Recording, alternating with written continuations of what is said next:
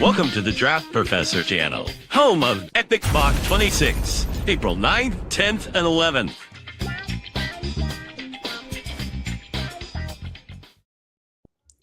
Well, good morning. Happy Saturday. And the draft is only 3 weeks away. I am here with Draft Professors Tyler and Ben. We're going to be going through some team building discussions. But Tyler, how are you feeling about where your board is in the upcoming draft?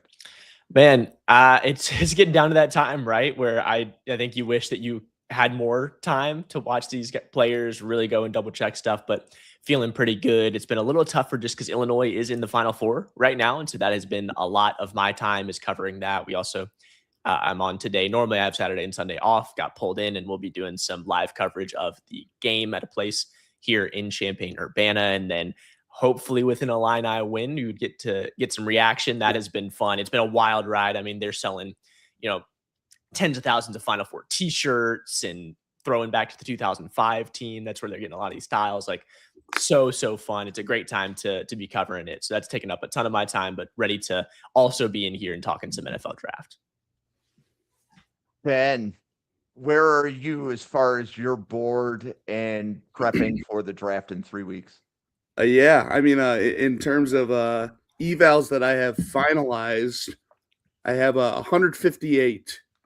So not really where I want to be. I'd like to have at least like 200 by draft time, but I'm still grinding away. Real quick, best of luck to you're fighting Illini, Tyler. Big day tonight. You're right.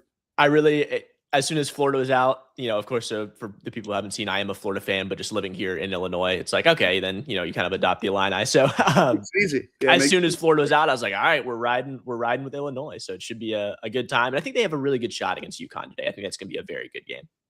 Yeah, for sure. Okay, well, today's show, we're going to kind of talk about some different team building myths. Anthony coming in with the hot take before the podcast even started.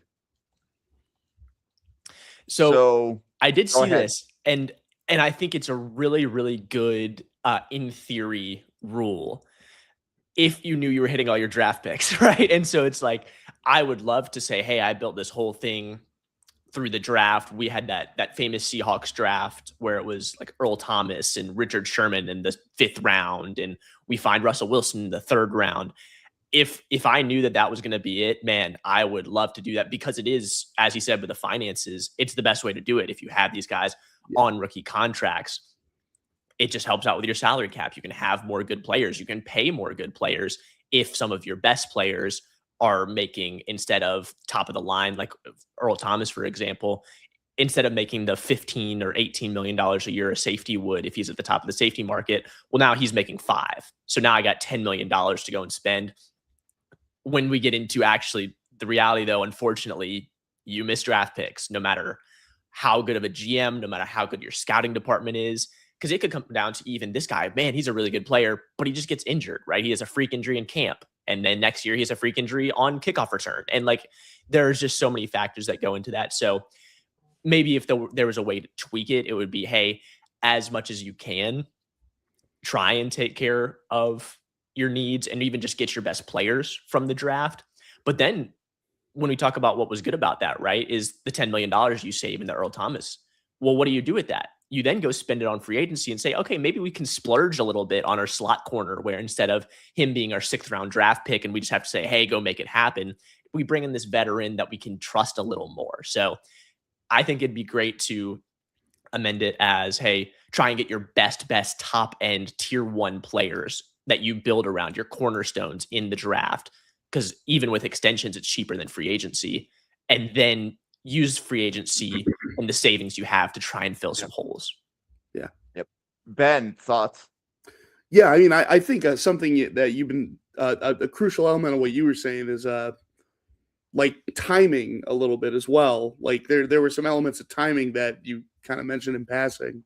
Like a lot of it, I think, depends on where a team is at. If you're in a competitive window right now and you're looking for crucial like commodities, if you're looking to fill a need that your team has, like free agent the free agency, that is where you go to find the players that you know what you're getting. Yes. Like, it's not a mixed bag. You're not opening the mystery box.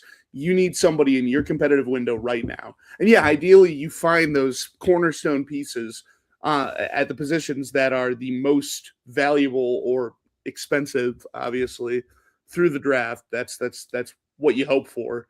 But sometimes if you're entering a window where you're like, oh, hey, we kind of found our quarterback here, and we have some pieces that we want to build around, you need to find those ancillary guys and try and fill those needs in free agency. And it's kind of weird. I've always felt like the timing between free agency and the draft is kind of weird because, you get this like a couple months period to fill those needs on your team through free agency, and then you get to see what happens in the draft. You don't see how it's going to shake out in the draft before you go out there and get the big free agent names that everybody's going to be looking for. So timing's always a bit weird, and there's this element of unpredictability. So you never want to bank on filling your needs through the draft. And frankly, I am, for the most part, a never draft for need guy, and that kind of dictates how I see the draft in general.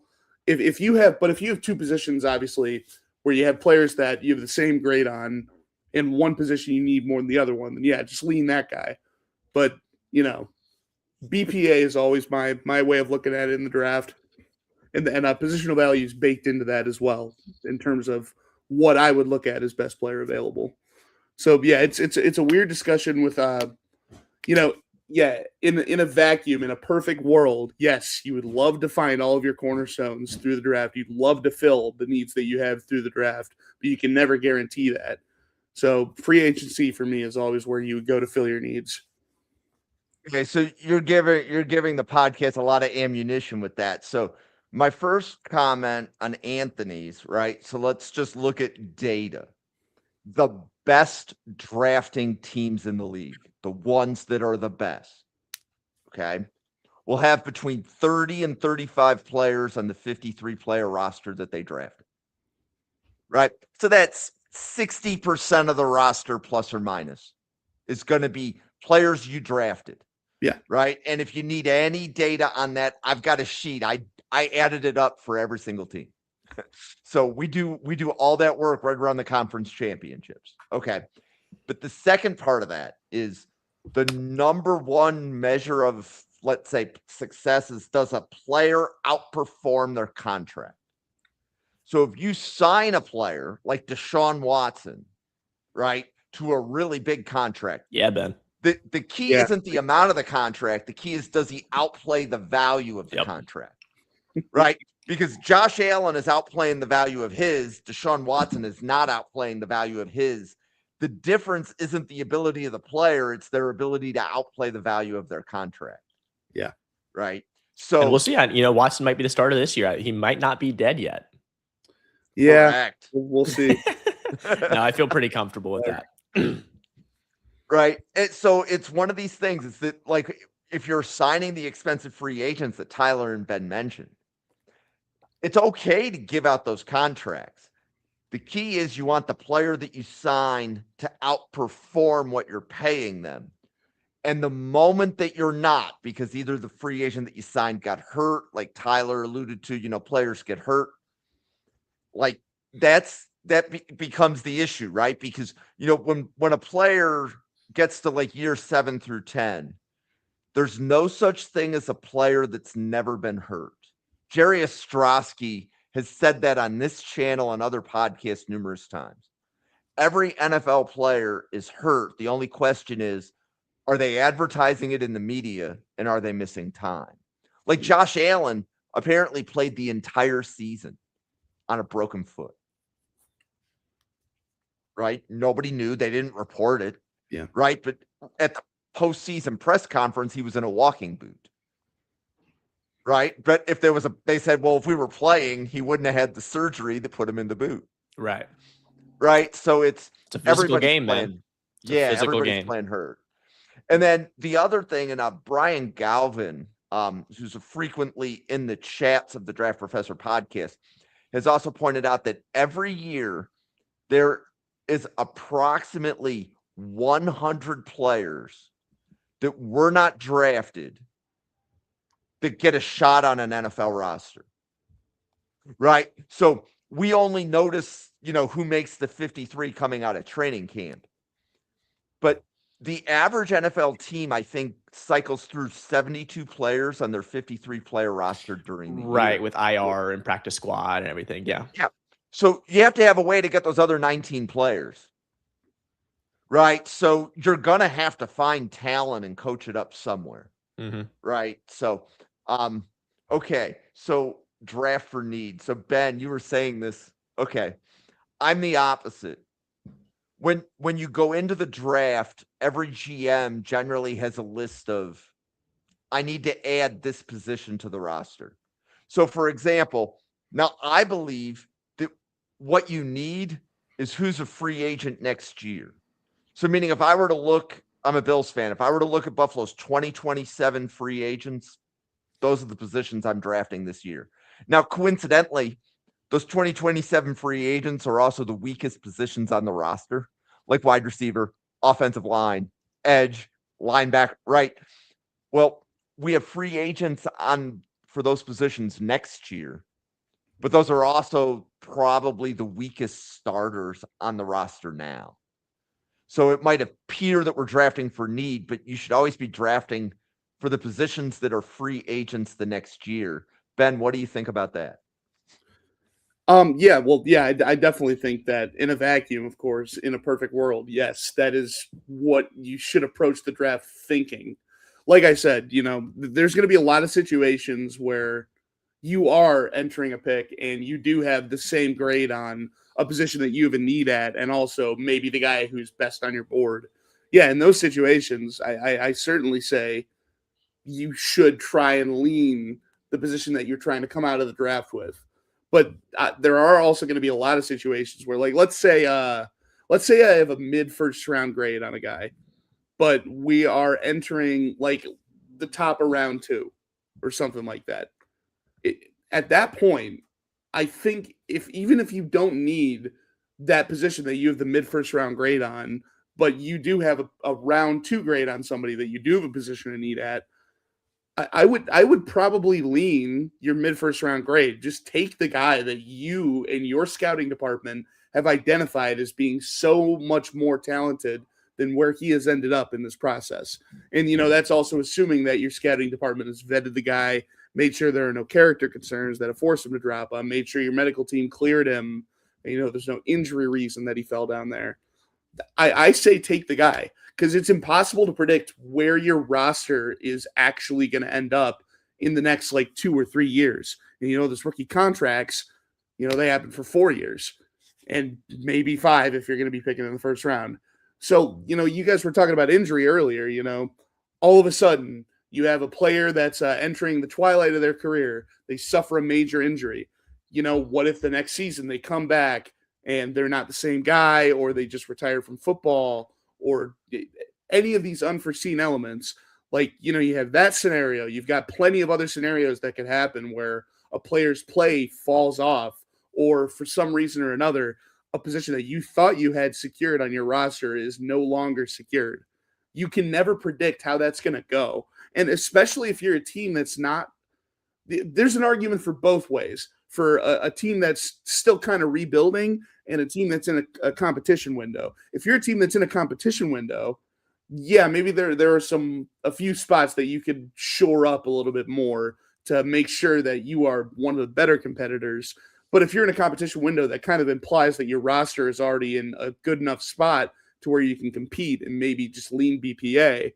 But if you're a rebuilding team, yeah, sure, you've got positions that you might need more than others, but you also probably have a lot of needs, and also you're not competing. So why try and optimize your roster for this next upcoming season? Why would that be so important to your process? So I think there are many reasons that you should just always be thinking best player available for the draft. Free agency is where you go to address needs. And if you're not addressing those needs through free agency, then you need to probably find a new GM. Tyler, any thoughts on that? Well, I was just thinking back because I think last draft was a fun test of this. There was some surprising stuff. So the Bucs is the first one that comes to mind. They take Emeka Egbuka at 19. And my first reaction, I was working a shift at the time, but I'm seeing it on my ESPN app. And just first reaction was, wow, like did not think this. The whole process, it was defensive end, edge, defensive tackle, linebacker. Like it was, they're going to go defense. The defense is bad. They have Mike Evans, Chris Godwin, Jalen McMillan had an amazing back half of his rookie season at that point. Cade Otton's a fine tight end. Bucky Irving broke out as a pass catcher at running back, right? So why would you then go and take another pass catcher? They did it. And then you get down the line. Mike Evans is a 49er. Jalen McMillan, unfortunately, in a preseason game, hurts his neck, doesn't play the first 10 or 11 games of the year. Chris Godwin comes back off injury, not nearly as efficient as he was. Cade Otton gets hurt. Bucky Irving gets hurt. And you're left with Emeka Egbuka and Tez Johnson in your wide receiver room. And so I think that is where I land, because then that sent me down this rabbit hole, literally, as you were talking, Ben, of the 2025 draft, because the other one, the Bears that I cover here, they take Colston Loveland at tight end. Another really shocking one where there were people, my sports director, Glenn Kinley at the time, was so mad, just had no idea why they were picking a tight end. They needed other things, offensive line, defensive line. And we see now, and Colston Loveland is a really good player. And then I was going back, if they drafted for need, you could quibble with where your guys' specific grades were, but the next defensive lineman drafted was Mykel Williams, who unfortunately tore his ACL and didn't play at all for the 49ers. The next one down, I'm going to double check myself just to make sure I'm not missing anybody. Kenneth Grant, not a great first year for the Miami Dolphins. Then at edge, it was Jalen Walker played good. Walter Nolan missed a ton of time with injury. Shamar Stewart. Maybe if there's no contract dispute because he went to the Bengals, that is a very unique situation. The Bengals are having a tough time right now with everything. But just taking his season, it was not a great rookie season. And so when I look at a lot of this stuff, I'm going, man, it just seems like you should probably take the player that is really, really good. And, then you can kind of figure it out later. And the other thing is, unfortunately, 99.9% of the time, there's just no perfect roster. Like the Eagles of 2 years ago that just doesn't happen very often, right? Like you are going to have some weaknesses and some holes, and you just got to figure out in your specific scheme but on both sides of the ball, what are we okay with maybe being a not great position group? For a lot of the Shanahan and McVay guys, it's offensive line, where they're good having one really good offensive lineman, but their scheme just makes that room, it makes what they do easier. And so they're going, okay, we're just not going to give big money to anybody except for Trent Williams or like whatever tackle we have at the time. And you just got to figure that out and work around it. Yeah. And think about where these kids are as professionals, like in their career. Just in general, it's bad practice to go into a season being like, okay, what our philosophy is we're going to draft this 21-year-old, kid who is very new to being a professional, and we're telling him, hey, look, we're looking at you to be the savior of this position. But you can come right in right now, even though you have no experience in this league at this level, and you are going to be the guy that holds this down. How about that? Sometimes you have these dudes that are just ready for it. Obviously, we see it's awesome when they are.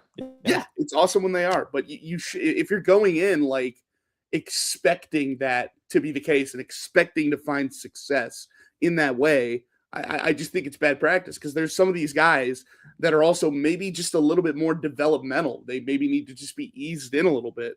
But if you throw them into a starting role right off the bat, just because it was promised to them because you drafted them for need, then what if they're not ready? What if you kill their confidence, which also in turn hurts their development? I just think it's bad practice all around to go into a draft and say, we are getting this position, this position, this position, this position. Oh, wow. So you're not going to like my next take. Oh, my next take, and Brandon Beane, I hope you are listening to me. Please listen very carefully. Draft a day 2 defensive back every year. Tyler, thoughts on the absoluteness of that statement? I would say I like to be a little bit more flexible in my draft plan, but when it comes to corner, it's such a volatile position. Like both because of the age cliff that comes, and it is drastic. You can look at pretty much anybody when they get to their age 29 or 30 season, it just tanks because this is one of the positions. It's this edge and offensive tackle and tight end to the 4 where I go, listen, athletic testing really matters for you because when we're talking about corners specifically, you're following guys who are very athletic. They know the route, you don't. It's pretty much as simple as that. So you got to be able to be a stud athlete to take care of that. And so both with that and just in general, if you look at it, corner play is, like I said, pretty volatile year to year. Like you can have a very, very good year and then 2 or 3 plays in the next year make your season not maybe look as good, even if you're playing pretty much the same skill wise, but like you let up 2 60-yard bombs that you didn't the year before. And so that can be tough for you. So I don't mind it and just trying to rotate. Really, I think the picture of this, when I think of it's the Chiefs, they are studs at drafting these late round. And honestly, they're more than day 2. It's day 3. Like they're taking day 3 DBs and turning them into real players. I mean, Jalen Watson just got paid a ton of money to go to the Rams. And I think he was either 5th or 6th round pick and they made him a very good player. So I don't mind it at all. Just saying, hey, we know that naturally this is just not going to be a position, maybe like an offensive line that can be a 10-year stalwart if we hit the pick. So we're just going to try and get as many as possible. Yeah. Ben, any thoughts? I agree with that. I think so. As a general rule, I definitely agree with what you're saying. You know, like always come out of the draft, or always at least always try to come out of the draft with a day 2 DB, because when you think about it, there's really 5 starting DB positions. So it's likely that you are going to have one spot that could be further reinforced in terms of depth or your starter or future planning for the immediate next season. As I also agree with your strategy, with your take on you should always be looking at those positions that your main starter in that spot has 1 year left on his deal, because you want to get ahead of that. You don't want to be grasping at air when your guy becomes a free agent. And also just you were talking about Chiefs DBs. I just want to shout out one of my draft wins from last year, Noel Williams. I had a 3rd round grade on him. He played really well last year. Played well. Yes. And the Chiefs always do seem to find these guys in round 3 or like round 3 or like day 2 in general. And they just coach them up because Spags has this like physical no nonsense scheme. Anyway, yeah. Shout out Noel Williams. Yeah, and I love the Noel Williams shout out from the standpoint of like drafting a day 2 DB, right? So there's 2 boundary corners, a slot, 2 safeties, right? So Tyler, as you alluded to, there's 5 players on the field. You're going to be able to put a 6 DB on the field, probably 25% of your defensive snaps. It might be a little bit less than 25, but it's more than 15, right? That you're in dime. So these guys will be able to be 4-phase special teamers for you. The second part of that take is don't give second contracts to cornerbacks. Right. Yeah. Like I look at the extension Buffalo gave Christian Benford and I'm like, well, you know, had we drafted more corners, we wouldn't have needed to extend it. Let somebody else pay him because he played at a pretty good level last year. But the likelihood that Benford would be able to sustain the level of success for the next 3 years for what you're paying him, when, like Tyler pointed out, when the athleticism for a corner specifically tails off, you notice. And defensive back is also a position where if you have one weak link, it's going to be picked on. Yeah. So like, you know, if the Browns come at me with 2 really good boundary corners and a weak slot corner, I'm going to try to exploit the slot corner. If a team comes at me with a really good slot corner, but we have a weak boundary corner, I'm going to try to exploit the weak boundary corner. So defensive back is a position where you want, like, it's easier to hide a linebacker or a defensive lineman, but you can't hide a DB. Yeah. Can't hide him. So here's another one. I think vertical draft boards are very deceiving. So a vertical draft board is somebody that takes player 1, takes player 300, and they list them in order. And the reason why I think that's deceiving is you don't know how close player 25 is to player 60. Yeah. So I think that's very deceiving. Tyler, thoughts on that take?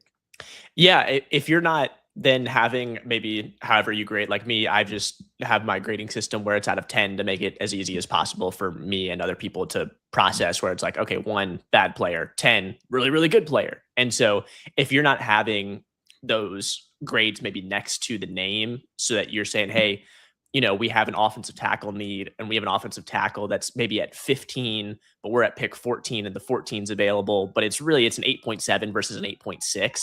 Then I think is where you're getting into, okay, you're way too much on the extreme of best player available at that point. And I know vertical boards do factor in some of the things like positional value, positional need, stuff like that. So then maybe you could say, oh, that's already going in and we still have the other guy ranked higher.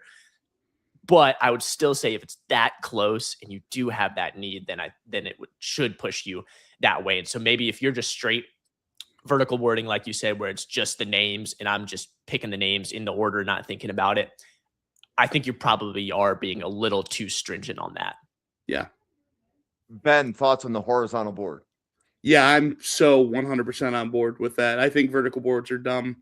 I have my board in clusters, essentially.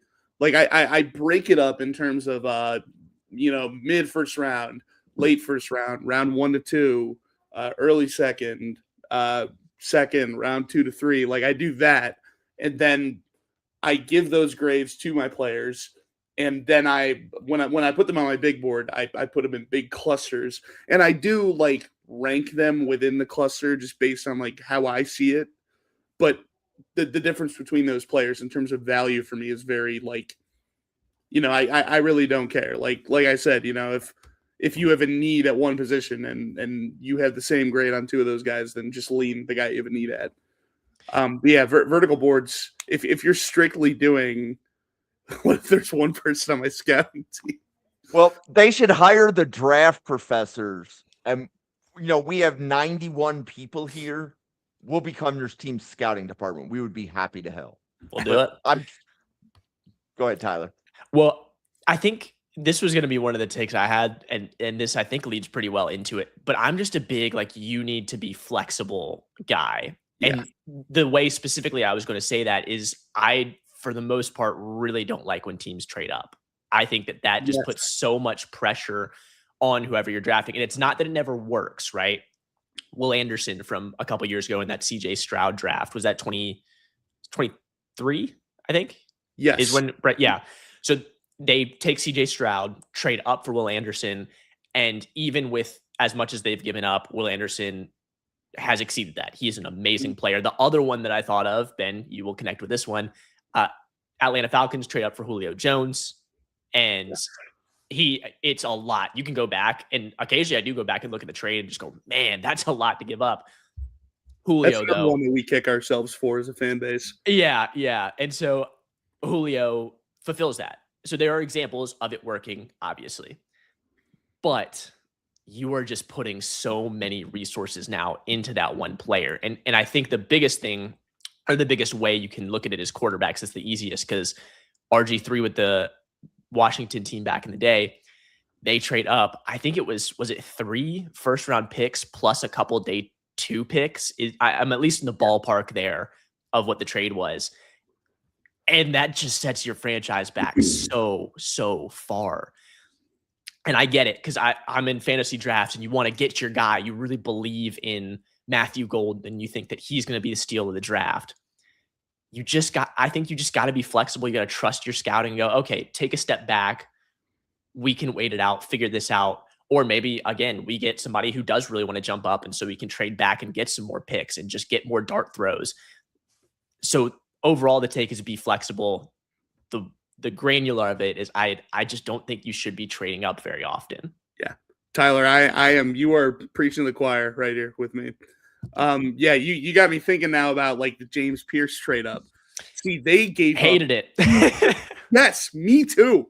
And I did have a higher grade on James Pierce than I did on Jalen Walker, but either way, you gave up 2 first-round picks for a guy with character concerns, and like now he might not even play. Did they give up 2 firsts? They did. Well, they gave up their first in that draft and they're Right. first this year, which is why the Rams are picking at 13, so they could get Jalen Walker, so they could get James Pierce. That's why the Rams are up at 13 right now. So Okay. my rule, this is one thing where I actually do have a very firm rule about. So this is a great conversation. I think the only two times where it is proper to give up resources to trade up in the draft is for a quarterback, because you've got to take your shots at quarterback if you don't have one. You gotta keep taking swings. Yes. Or if there is a player that should not be there, just should not be where he is, like by consensus board and also your board.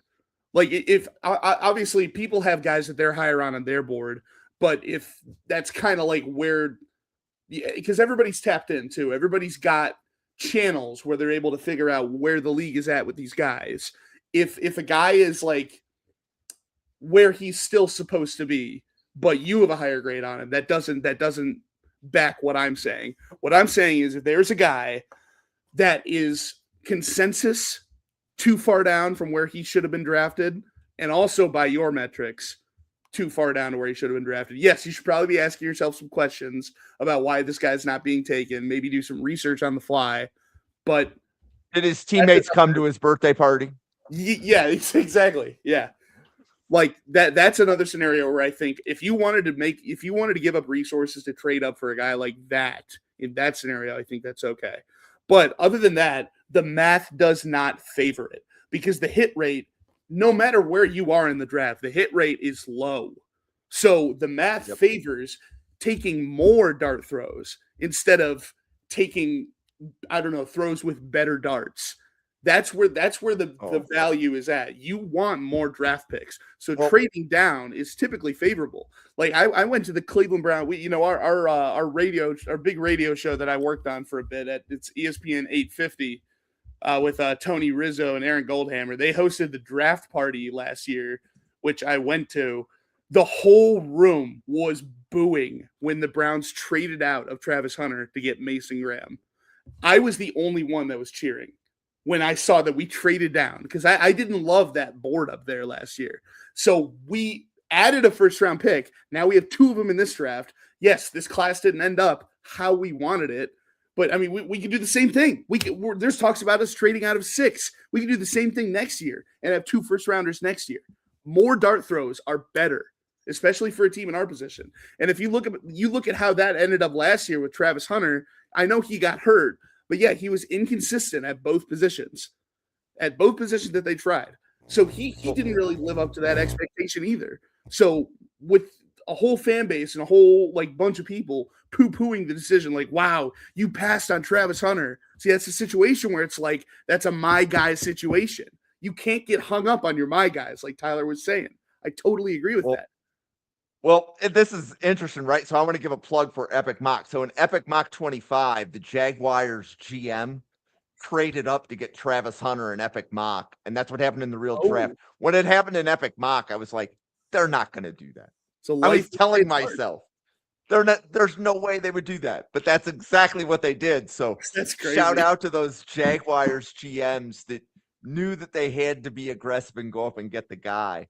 So I want better darts.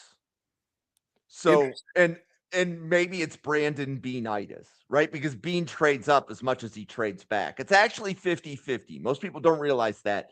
Bean has traded back as much as he's traded up, but because he's traded up so much in round 1, he has a reputation that he trades up. So one thing I think to look at is that there are a couple of teams that we think are among the better teams in the league. And I'll use the Houston Texans as an example. Houston is as good as they are because of the Deshaun Watson trade. Yeah. You take away the draft picks that they got in the Deshaun Watson trade, and I don't think Houston's a contender. Yeah, the Browns made Houston. I agree. Right. So there are these moves with draft capital that can alter your franchise. And you can look at the trade up for Julio Jones was a really good trade. The trade up for Josh Allen, quarterback, was a really good trade. You can look at plenty of teams that have traded up and they've made it work, but you have to know that you're getting your guy, because if you're a playoff team, like, just to give an idea, right? So again, I'm a huge Bills fan, but Buffalo hasn't had a draft pick that was better than 24th overall for a decade. Which is good. That's where you want to be. Right, but it's also difficult to add the talent that you need because Buffalo's never picked 32. Right, so if you're trying to get to the point where you are the best team in the league, if you got to go up and get a Julio Jones, do it. The biggest thing is, like, Brandon Beam will never give up 2027 draft capital. So this is 2026. He's not giving up any of next year's picks. So Brandon Beam's rule is he doesn't give up next year's picks. I like that. Whatever he does is going to be about this year. But he's not going to give up his ability to build a team next year, kind of thing. Yeah. I like that. Don't worry about the future. I do want to introduce you to the other side of the coin, which is Mickey Loomis, who loves to trade up. And he has, I think if they had not traded up as much as they have, and they had just settled with as many picks as they had and built that roster on young talent instead of overpaying a bunch of people in free agency and destroying the cap every single year, they would be in a much better spot. And I think a lot of people would agree with that. So, like, there's two sides to that coin. I do think Bean is also very good at his job. Like, I think his eye for talent is good. I know there's the debate on whether or not he actually did want Keon Coleman. That was the one time in my life where I did question his talent evaluation. Well, and ultimately it feels like the Keon Coleman was a group decision. Yeah. So even if that's not who Bean was highest on, that's who the coaches wanted. Okay. And as a good GM, sometimes you want to set your coaches up. Yeah. Right. Andrew Berry rolls over every single season for Kevin Stefanski in the third round and just lets him do whatever he wants, which is also annoying if you go too far. I think positional value is a tiebreaker. In general, there's a reason that you want to take a left tackle over a tight end, or you want to take a left tackle over a safety. Okay. So to me, positional value is quarterback, left tackle, both tackles, edge, wide receiver. When I'm looking at positional value, it's those four spots. And the reason I say that is those are the positions that play the longest. If you hit on a left tackle, you don't need to pick another one for 10 or 15 years. And they're the most expensive. Yes. So you're getting a discount relative to other players at the position. But most importantly, you don't have to draft one. So if you need to draft 22 starters and you get a quarterback, you're down to 21. If you get a left tackle, you're down to 20. It's just concentrating where you need to focus your roster once you hit on the left tackle. So I would take Monroe Freeling over Caleb Downs. The grade on Downs is probably higher. But you need a left tackle. And if you hit on the left tackle, your probabilities of success are going to go up. But thoughts, Tyler, on positional value?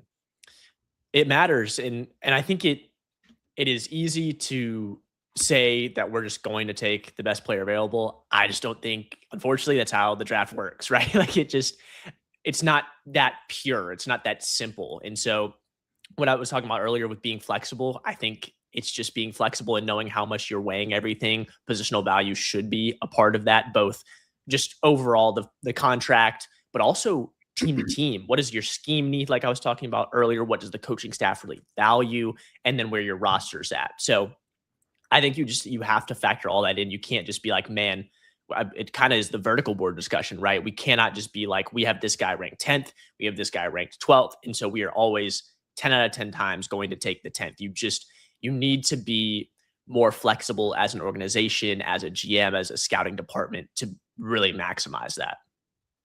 Yeah, I totally agree with that. I actually bake positional value into my grades on the players.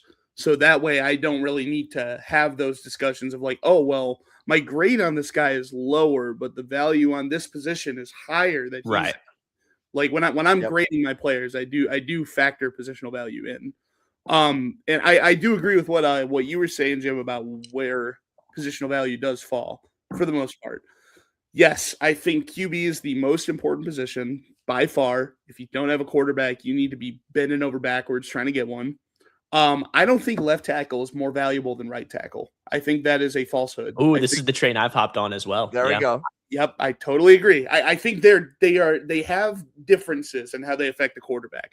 Blindside pressure, yes, it's dangerous because a lot of the time, sometimes you're blind to it, you can't pick it up. But there is also something to be said about just not having pressure affect your process and being able to move through your reads. Right tackle, you see that pressure more often, and there's more of a likelihood that you're going to sense that, and it's going to start speeding you up and making your quarterback skittish, but also you have the added value of seeing that pressure and being able to plan how to work against it. So for the most part, I think it's a bit of a falsehood that left tackle is actually more valuable, because at this point in the NFL, it's not like people are always going to be lining up their best pass rusher at right end. Like it's still typical. It's still typical, but throughout a game, you're going to be moving around your pass rushers to find the mismatch anyway. And if you're not maximizing them. Yeah, but anyway, yeah. Offensive line and defensive line, I do think need to be your next target, especially in the first round. Now, I don't necessarily think that during a game, offensive tackle or offensive line is more valuable than wide receiver. I think separation. I'm like, like that classic graphic where people were talking about Jamar Chase or Penei Sewell. Yes. Like people were using like, well, you can't throw to your receiver if you have no time to throw the ball. Well, all you need is like 2.5 seconds, and you can achieve that through a very average offensive line. So a wide receiver that separates quickly is, I think, more valuable in a vacuum. But in the draft, we're talking about the draft here. Offensive line, it takes more time for that position to develop. Typically, that's where you're going to get your most year 2, year 3, even year 4 breakouts, because the speed and physicality of the game has the most effect, I think, on offensive line. So you not only want to get a head start there with your draft, but yeah, there's also the contract talks. There's the offensive line scarcity in the league that we're starting to see because of how many RPO-based schemes people are running in college and how many offensive line prospects aren't panning out relative to previous years. So you have that for offensive line. Defensive line, my argument is that a superstar pass rusher has more effect on the game than a superstar at most other positions, because you can move them around to find that mismatch. And a lot of the time they command 2, sometimes 3 blocks, including tight ends and chips. So the impact that a superstar pass rusher can have, I think, is more so than you'll get from a superstar defensive back. Again, because there's 5 of them and there's so many other places where you're able to plan around that. Offensive line is the reactive position on defense. They have to react to, the plan of the pass rusher. Meanwhile, the reactive position on defense is the cornerback. Cornerback is reacting to what the wide receiver has planned, which you hinted at earlier, Tyler. Which I do think makes a bit of a difference with where you should allocate your resources to find superstars. That's why your best pass rushers get paid the big bucks, because they are that weapon. Like you think about Myles Garrett, where during a game, sometimes they'll line them up like on the interior. Sometimes they're going to line him up at right end, sometimes left end. They're going to try and use him to exploit your worst guy in your offensive line. So and also at wide receiver in those positions, wide receiver, cornerback, the more perimeter-based positions, we're seeing such a wider, so much more depth at those positions in recent drafts than we have in previous drafts. So you could usually find starters in day 2 for both of those positions. So for me, that's why I think you should always go QB, then O-line, D-line, then look at your perimeter positions. And we can get more into, value beyond that later. I've been talking for a while now. Yeah. But I think your Penei Sewell, Jamar Chase, I think that debate is going to live on for a while. It will. I think the part of that I think that you got to, Ben, is you're more likely to find that offensive tackle in round 2 than you are to find that wide receiver in round. No, I in the draft I would lean Penei Sewell. I'm saying like the arguments that people were using for that I think are false. They're like, well, you can't throw to your wide receiver if he's wide open if you don't have any time to throw the football. Like, I think it leans more. The separation is more valuable. Right, and the point that I like as I was listening to you, I was like, the point that was coming to my head is both players would have been a good pick, but what, like, if I were to look, like, if you were to give Joe Burrow a different offensive line, the Bengals probably are challenging the Chiefs more, right? Like, and they might the offensive line is holding that team back. And I mean, we've had, Ryan Sparks come on, and Bengals have, one of the most efficient offensive lines. There's a problem on the Bengals offensive line. Yeah. If your quarterback keeps getting hurt, you invest in the offensive line more. The Bengals are, I'm going to say, surviving at tackle. Yeah. Because I don't know the left tackle the Bengals didn't draft. I don't know if the Bengals drafted the right tackle or not. They did. Amarius Mims. Thank you. Yeah. So, you still, if you haven't drafted a left tackle, you have to keep investing in left tackle till you solve it. Because trying to find a left tackle in free agency is fool's gold. But Tyler, any additional thoughts here? Yeah, I'm always, like Ben said, I'm building from the inside out, if at all possible. If I have that option, I definitely want to shore up the quarterback, affecting every play, even if it's a run play. Their ability to pass lightens up the box. They just affect every single play.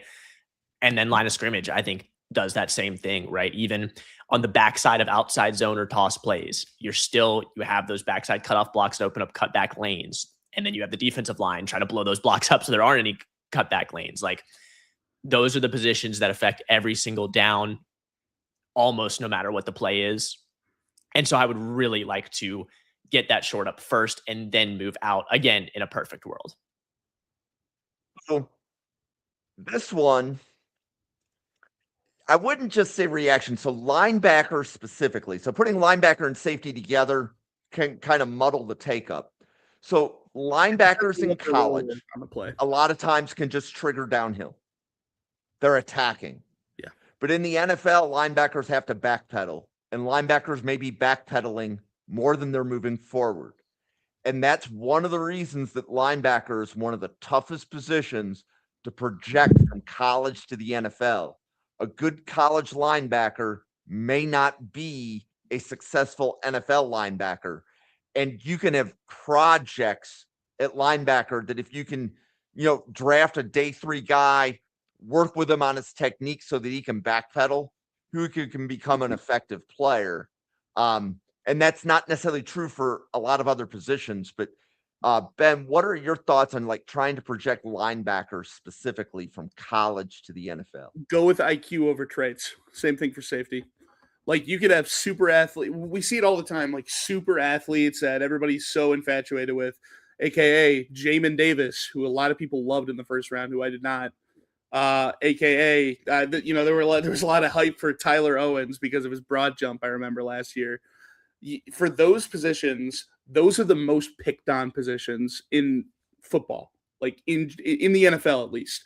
Quarterbacks are looking to exploit linebackers over the middle of the field. They want you to bite on play action so they could dunk it over your head. They want to take advantage of you with your eyes because they know you're playing zone coverage and they're reading your eyes. Like, they are always looking to try and exploit the middle of the field, and a lot of reps you are gonna lose. So I think that goes into the projection a little bit because it's so hard to find a linebacker that actually impacts the game at such a high level. Like Fred Warner, if you're talking about Fred Warner, yeah, you target that high, somebody who rarely loses. I think that makes your position more valuable. But those types of players are so hard to come by in the modern NFL, just because of the nature of the game and what it's become, how efficient quarterback play has become, and how you have guys like Shanahan and McVay in these schemes that have become so good at exploiting the middle of the field through their route concepts alone, quarterback removed. So, yeah, linebacker and safety, yes, they are also reactive positions, when they're not blitzing. I think the reason that we consider those positions to be less valuable, and in my opinion, they're less valuable than cornerback and wide receiver, are because it's hard to find those exceptions. Those guys that actually do have a supreme effect on the game and actually make it super tough for you to go over the middle of the field. Like it's a harder position to project. Because, yeah, even if you're talking about a guy that processes the game super well in college, okay, what game? What passing concepts? What has he seen? Are you playing against a lot of RPO-based teams where you just see like a bunch of hitch, slant, go, like out, bubbles, like those kinds of route concepts? Or are you facing a lot of NFL route concepts? So, yeah, you could see a college player at linebacker or safety that's used to what they're used to. It's hard to project them to step into the NFL and then go against a pro-style offense and see that the same way they saw it in college. So it's just a more difficult position to project. But, I mean, yeah, you do your best. That's why you kind of discount it a bit, I think, with positional value, is because it's just so hard to project that, yeah, what this guy has seen he's gonna make that jump to the league just fine. Tyler, any additional thoughts? Yeah, I think it bears out in who has been really successful in the league. So Warner was a 3rd-round pick. Bobby Wagner was a late 2nd or 3rd-round pick. I don't remember exactly, but he was day 2. And it is, the college offenses are just so different. So I don't have to go over that because Ben did, when it comes, whether it's RPOs, the hashes, even just you see a lot more schemes in college than you do the NFL typically, like the McVayification of everything, it seems like in the NFL. And in college, you're seeing everything from air raid, QB power, depending on what conference you're in, you're seeing gun triple option, like, and even still some teams that would be considered, quote unquote pro style. And so you're just seeing a lot. And so you have to, I think, be able to really pick out the plays you're looking for, what translates. And then also, this is where I think interviews and things like that really come into play of, hey, how is this guy processing the game? Can we maybe show him stuff that happened last year for us in the NFL? Can he work through that and say, hey, this is then what I'm looking at, my keys, where I need to be, how I'm getting there. And it is just, it's a pretty big projection. And it seems like teams even have responded to that a little bit in taking guys that are really good athletes and then saying, hey, can we just try and coach them up? Because like, we just don't know. And so sometimes that works with Devin Lloyd and sometimes that doesn't with Quay Walker, and it's just a grab bag. Yeah. So we've been going here for a little bit. Tyler, why don't we pause for podcaster introduction? Do you want to let everybody know about all of the work that you do on TV and your other podcasts and all those great things? Yes, you can find me on WCIA. That is the news organization that I work for in Champaign, Illinois. Twitter is right here, or X, excuse me. And then you also can watch me and Ethan Halesha on Midwest Mashup. That is where we do the pro sports in Chicago, Indianapolis, and St. Louis. We are having a ton of fun, ton of baseball right now. Opening day just happened, and it's a good start to the season so far for the Cardinals. That was a little bit surprising. Cubs trending up as well. And the White Sox are probably the worst team in the league. So that's a recap in 10 seconds of each team we got right there. You can watch that, though, on Amazon Fire Sticks, Apple TVs, if you have the physical, actual Apple TV, not the app, and then Roku's as well.